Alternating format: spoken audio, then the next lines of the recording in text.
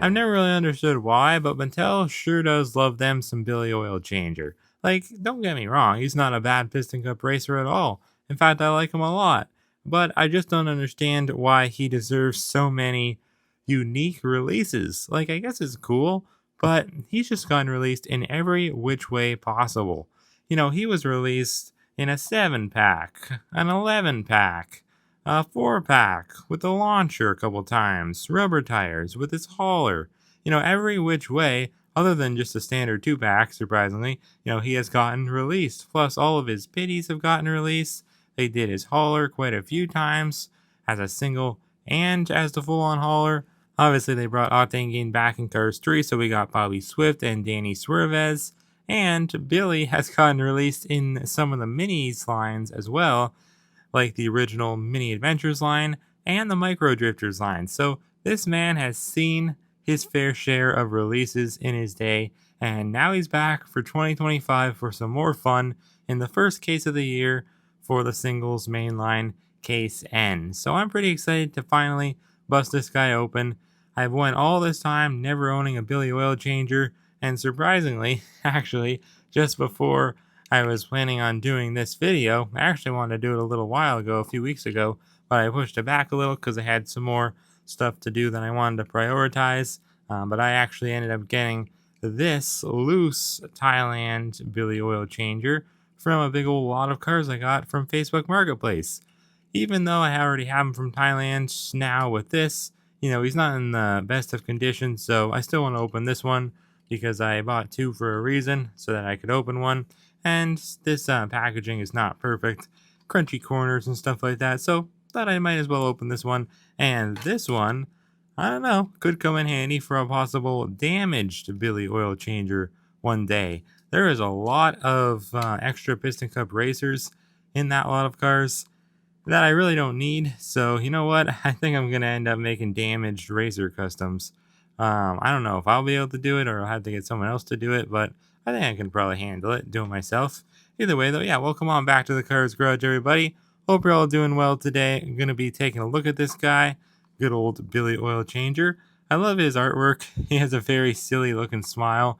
He's just like looking off to the side and his mouth's like hanging down. He's just like, oh, what's going on? I'm not really too sure.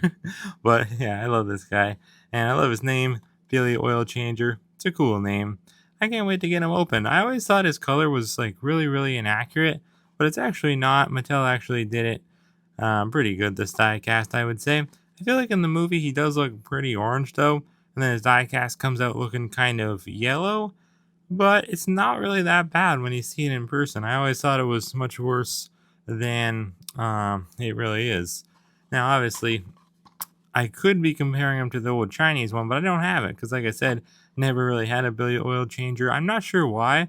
For the amount of times he got released, I don't know how I never found him as a kid or just at any point of time in my life. I don't know how I've never found one, but I guess it kind of makes sense. The only other time would have been 2020, and I didn't collect a lot then, so I guess it makes sense that I never found one because Canada has never been good for getting in those more obscure like packs and stuff, 7 pack stuff like that. We never really got in stuff like that. And like I said, Billy was in a lot of more like obscure kind of packs and stuff like that. So on the back, as seen in Cars, we have Dave Alternators, Sally, Lightning McQueen, Fillmore, Winford, Bradford, Rutherford, and Sheriff. So yeah, I will be reviewing Dave and Winford very soon. I have them right over there. So yeah, without any further ado, we will bust open Billy and see how he looks from Thailand, even though we kind of already know.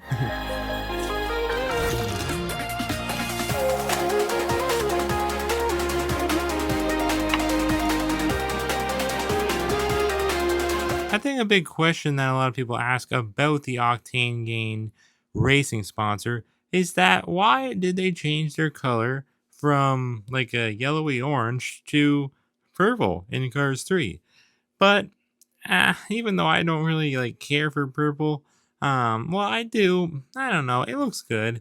It's just like I wouldn't have changed this sponsor's main color to purple, but I don't mind it either. I think the real reason they did though is because of the fact that it's realistic. Pixar wanted to make Cars 3 even more realistic than the other films, not just with animation quality, but also with the realism to racing. And I think that's why they did it at the end of the day, because that's what real brands do in real life. They rebrand themselves and they try to, I guess, conquer the competition.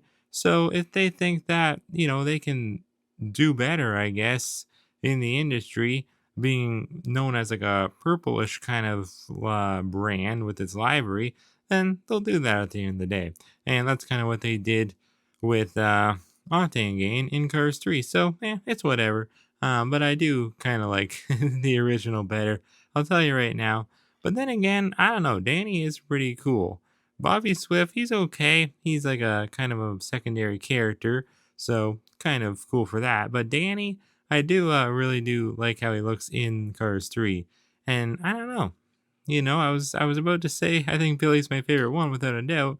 No competition, but that's really just for nostalgic kind of reasons. So I don't know if that really holds true, to be honest, because I don't know. There is a lot of yellow cars in Cars 1 racing in the Piston Cup. So now I'll have to think about that. I'll let you know at the end of this video. How about that? How's that sound? Either way, though, let's move the pity on out of there for a second and move Billy right here. I want to show you where he appears at in the first Cars movie.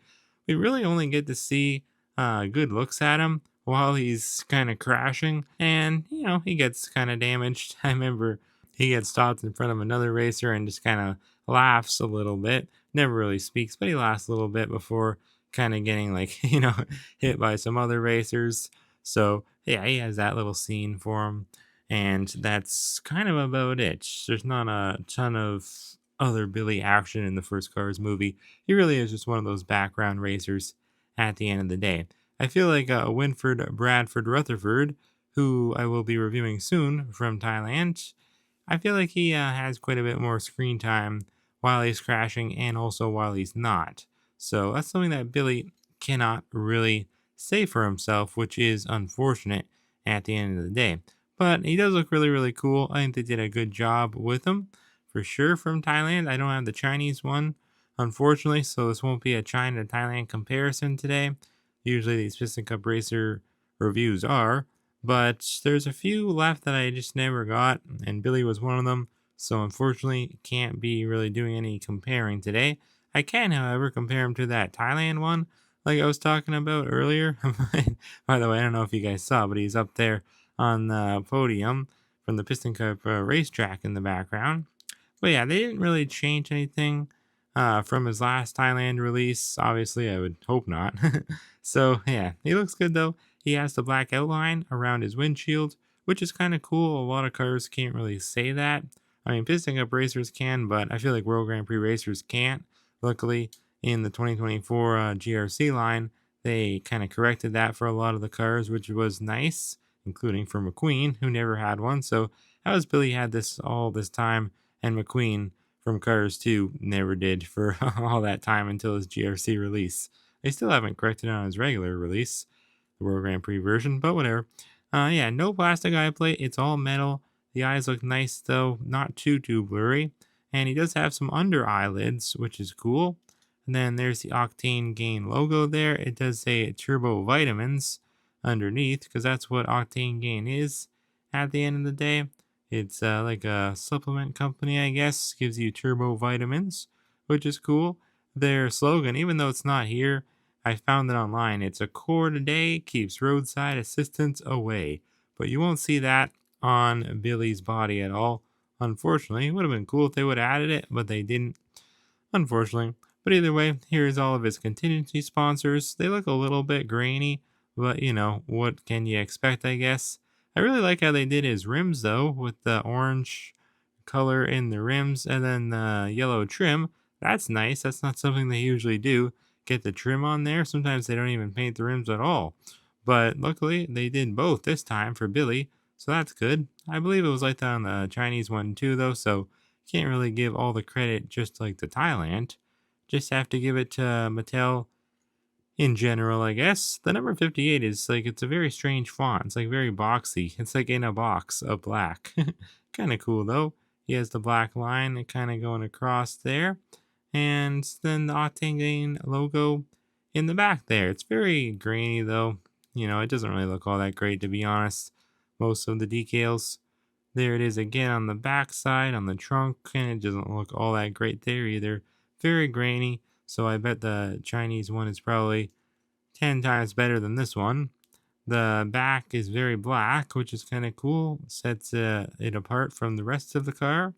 There's not a ton of surface area on the backs of these racers. He's a Sherpa Motors Loda GT, but it doesn't seem to matter even if there's other ones with the same shape. They may be called something different, which doesn't make any sense to me. Like, if they're the exact same look, then how can they be a different make and model? I don't really get that. But either way, they didn't really change the expression from China to Thailand, so yeah, there's not a ton to talk about. Here is his base, and he has the T31A date stamp, meaning he was made on the 31st week of 2024, because this is the 2025 one.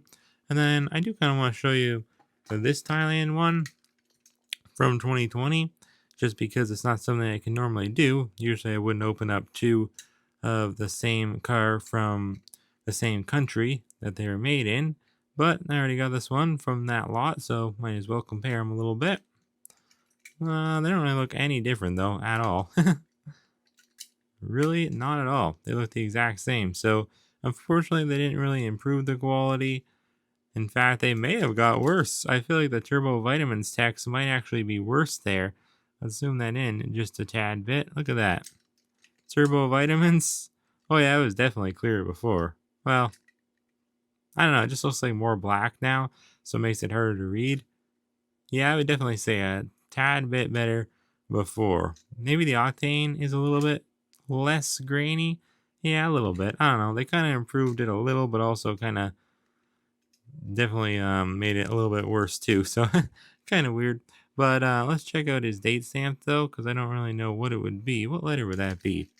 N27A. So he's N, he's T. So yeah, that's a 2020 for sure. I think that means he was made on the 27th week of 2019. So yeah, 6 years ago this guy was made. He's been made from Thailand for quite some time.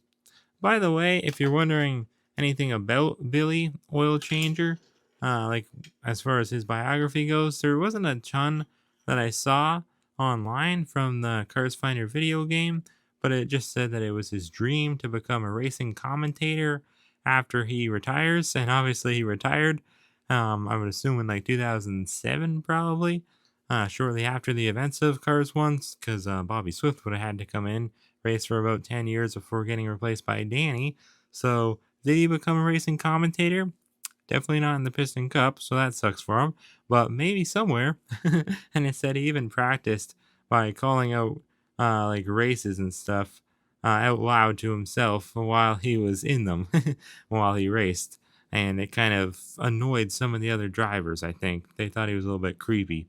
But anyways, yeah, we didn't really go over all of his releases. I mean, I kind of did, but just to recap, he was released first in a 7-pack in 2007.